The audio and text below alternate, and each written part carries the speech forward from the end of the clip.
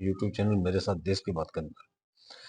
ये जो बांग्लादेश में नरसंहार हो रहा है और उसके विरोध में जो जगह जगह ज्ञापन देने की प्रथा चल रही है, नोटंकी, और हिंदुओं के समर्थन में जो शोर मचा रहे हैं, यहाँ पर जो ज्ञापन दे रहे हैं, जो भी हम कर रहे हैं, हम अपने देश में क्या कर रहे हैं?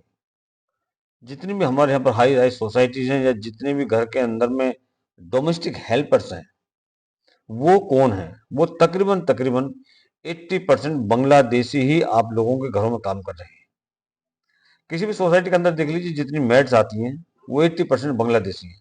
क्या किसी ने इस पर गौर किया? यहाँ पर आप उनको चारा दे रहे हैं, आप उनको यहाँ पर बढ़ावा दे रहे हैं, आप उनको यहाँ पर पैसा कमाने का मौका दे रहे हैं।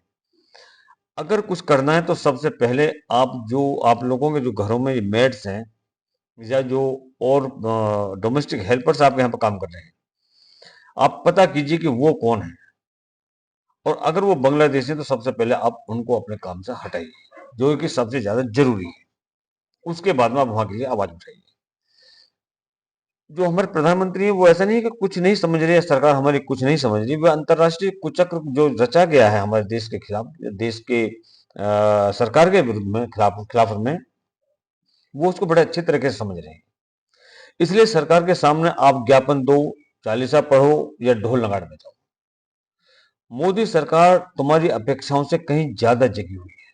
जितनी आम पब्लिक सोच रही है कि सरकार कुछ नहीं कर रही, कुछ नहीं ना, ये सरकार बहुत ही ज्यादा प्रोएक्टिव है और ये अपने लेवल पर सारे कार्य कर रही है।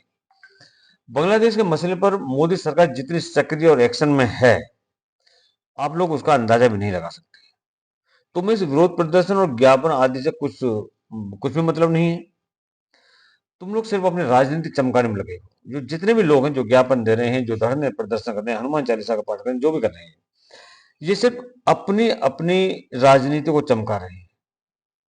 इनको सिर्फ अपना फायदा चाहिए, अपने मफाद देखते हैं लोग, या अपने अंदर की हीनता की ग्रंथि को थोड़ा सहला बहला कर स्वयं को जिंदा होने का धोखा देना चाहते हैं, तो ठीक है। देखिए, बांग्लादेशियों को सबक सिखाना है तो आपको आपके शहर में कई अवैध घुसपैठियां बैठे जो हैं, वो जो तुम्हारे टैक्स के पैसे से मौज ले रहे हैं, मजे ले रहे हैं, एक बार उन पर टेढ़ी नजर डालिए। क्योंकि जो बांग्लादेशी यहां पर बैठे हुए हैं, उनको मदद तो हम जैसे लोग कर रहे हैं ना। ये जो बड़े बड़े लोग धरना दे रहे हैं या नेता लोग हैं जो कह रहे हैं कि मोदी सरकार कुछ नहीं कर रही है, एक बार वो अपने गिरबान में झांक के देखें, झांके वो एक बार, पता करें कि कितने बांग्लादेशियों को यहाँ पर जगह दी हुई है, शरण दी हुई है। यदि करना ही है तो उन नेताओं को अच्छे से सबक सिखाइए, जो हिंदू होते हुए भी सिर्फ 20% वोटों की खातिर तुम्हें जूते की नोक पर रखे हुए हैं। उनको कोई मतलब नहीं है कि कोई मरे या जिए, चाहे वो हिंदू भारत का है या हिंदू वो बांग्लादेश का है, उन लोगों को कोई फर्क नहीं पड़ता। उनको अपनी राजनीति चमकाने, अपने 20% वोट उनको लेने हैं। दिल्ली में लाखों घुसपैठिए हैं, अलग बस्ती बना रखी है उन्होंने, और मौज से रह रहे हैं। जो दिल्ली की सरकार है, केजरीवाल की सरकार, आम आदमी सरकार, उसने इन बांग्लादेशियों को हर सुविधा दे रखी है, बिजली दे रखी है, पानी दे रखा है, राशन मिलता है उनको। तो भाई, अगर ये नेता लोग ही इस तरह से करेंगे तो आम पब्लिक का कुछ भी करने का फायदा क्या है? ताकि उनकी ठंडक भगाने के लिए वहां पेट्रोल माचिस लेकर पहुंचे। अगर जो जितने लोग वहां बैठे हुए हैं, जो लाखों लोग मस्त मजे ले रहे हैं दिल्ली जैसे शहर के अंदर में, पेट्रोल लीजिए और माचिस लेकर वहां पहुंचो, और जो ठंड में ठिठर रहे हैं ना, थोड़ा उनको सेकिए। देखिए कैसे अंतर्राष्ट्रीय स्तर पर हलचल मचती है। फिर एक बार करके देखिए इस चीज को। ये जो स्वार्थी नेता और सामाजिक कार्यकर्ताओं के पीछे भीड़ बनकर भेड़ चाल जो चल रहे हैं ना, इससे समस्या का समाधान नहीं होने वाला, समस्या सुलझने वाली नहीं है। हाँ, यदि आपको सरकार के सामने विरोध प्रदर्शन करना ही है, तब कीजिए जब आपके पास पेट्रोल और माचिस की सेवा के बाद सरकार तुम्हारा साथ ना देती हो, तब आप सरकार को कुछ कह सकते हो। लेकिन जब आप कुछ नहीं करना चाहते, सिर्फ धरना, ज्ञापन, भजन कीर्तन, हनुमान चालीसा ही आप करोगे, तो सरकार क्यों करेगी? क्यों करे सरकार? मतलब एक तरफ तो आप उनको यहाँ पर शेल्टर दिए हो और दूसरी तरफ आप चाहते हो कि सरकार उनको मारे। तो सबसे पहले सुधारना है हमें अपने आप को,